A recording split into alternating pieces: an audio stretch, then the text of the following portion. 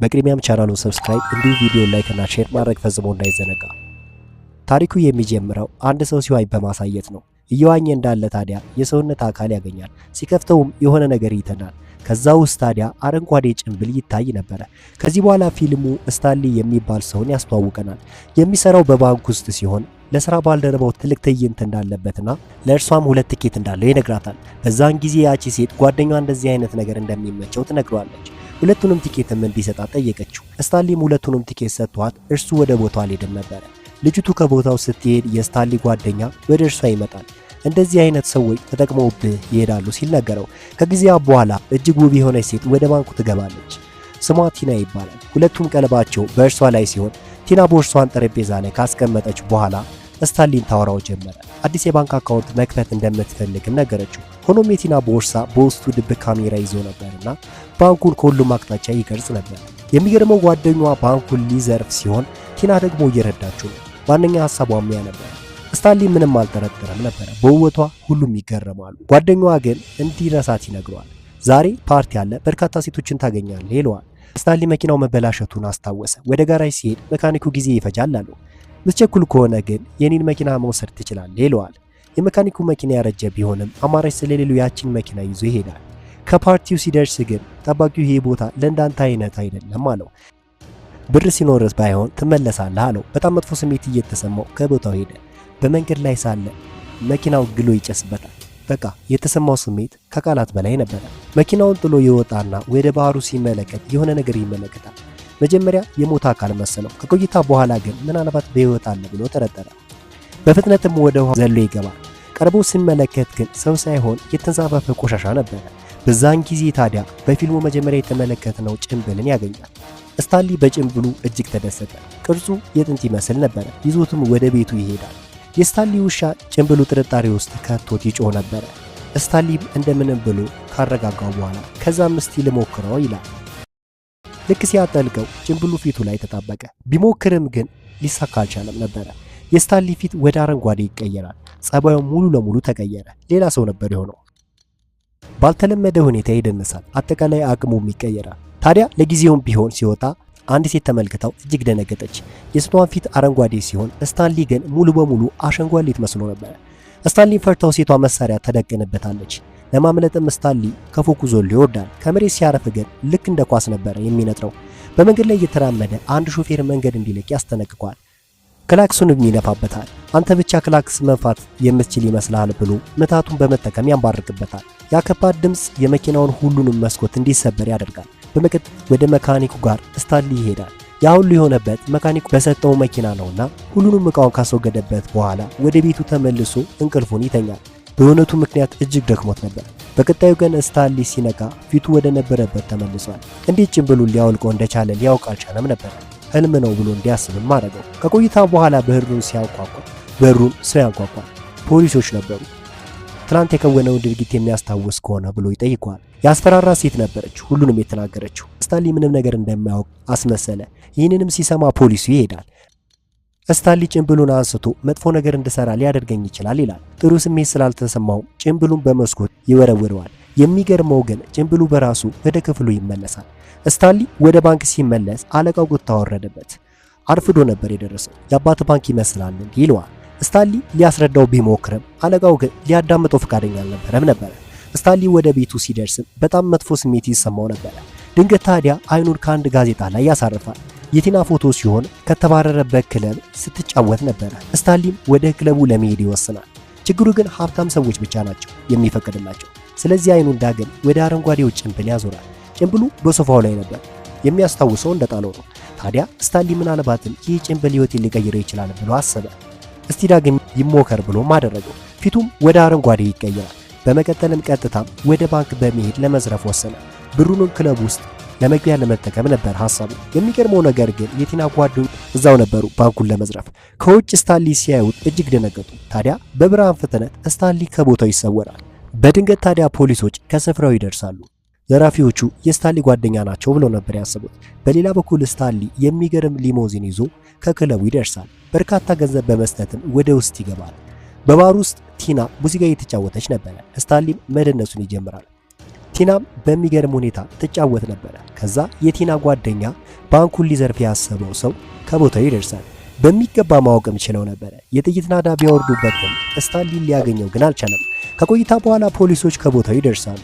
ቲናንም ከዚህ በፊት አይተንሻል፣ አሁን ደግሞ ጥይት እየተኮሳቸው ነው። ሁሉንም ከወሰዷቸው በኋላም ባንኩን መዝረፋቸው ካልተረጋገጠ ትለቀቃላችሁ አላቸው። ይህ ሊሆን የሚችለው ስታንሊ ከተገኘ ነው።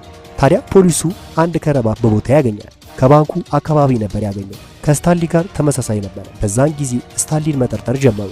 በባንክ ውስጥ ስለሚሰራም ሁሉም ለእርሱ ቀላል ነው። በመቀጠልም ቀጥታ ወደ ስታንሊ ቤት ይሄዳሉ። ይህ ያንተ ከረባት ነው አሉት። እንዴት ወደ ክለብ ልትሄድ ቻልክ አሉት።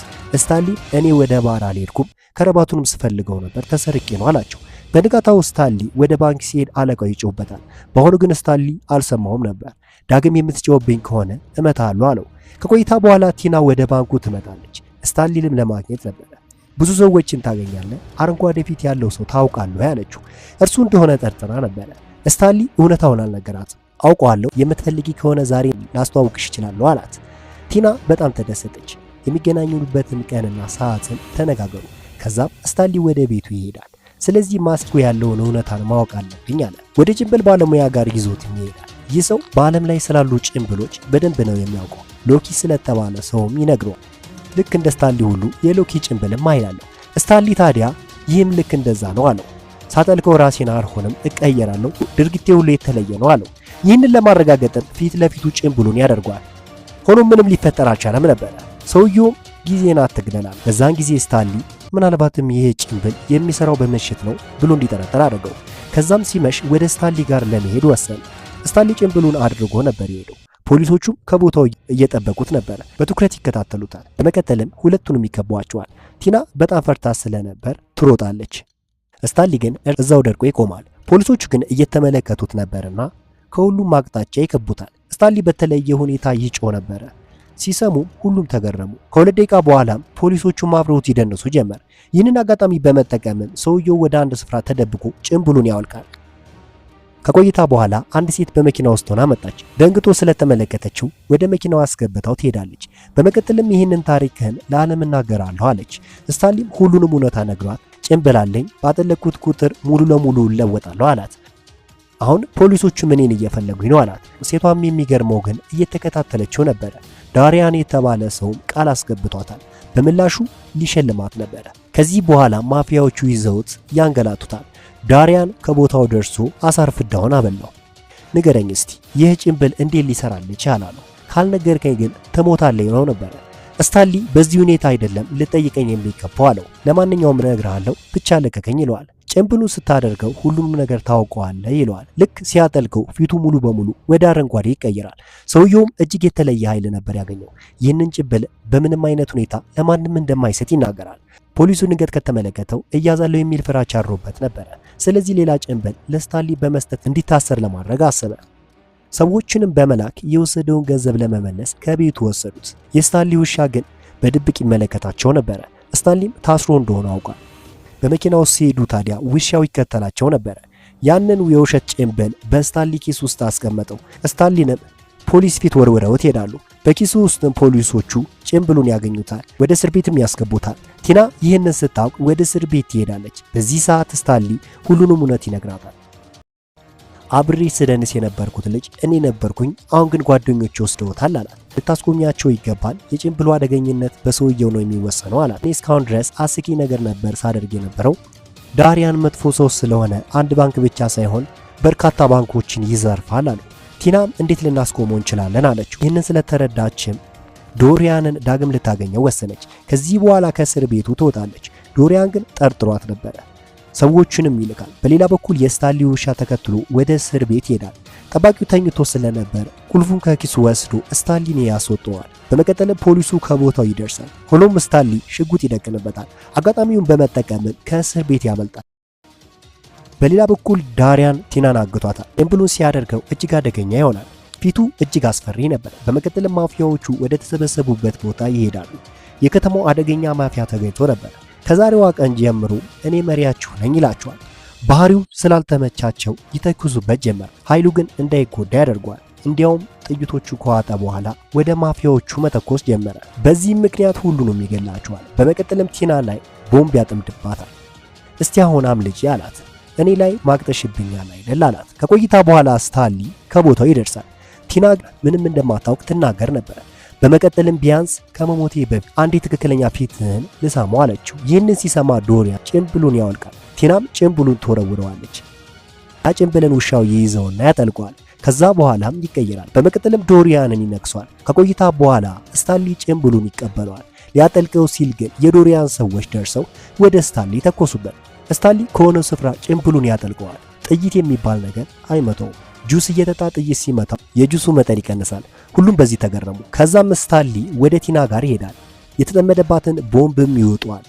በሆዱ ውስጥ ቢፈነዳም በጭንብሉ ምክንያት አልተጎዳም ነበር። ዶሪያን ስታንሊን ለመግደል ይመጣል። ስታንሊ ወደ ሽንት ቤት ውጋጭ ይጥለዋል። ዶሪያንም ፍዳውን በል። ስታንሊን በመጨረሻም ሀገሩን ከዶሪያን ያድነዋል። ልክ ቲናና ስታንሊ ሊሳሳሙ ሲሉ ፖሊሶቹ ከቦታው ይደርሳሉ። ስታንሊንም ይዘውት ሄዱ። ሆኖም ግን በሰራው መልካም ስራ ምክንያት ለምን ታስሩታላችሁ አሉ።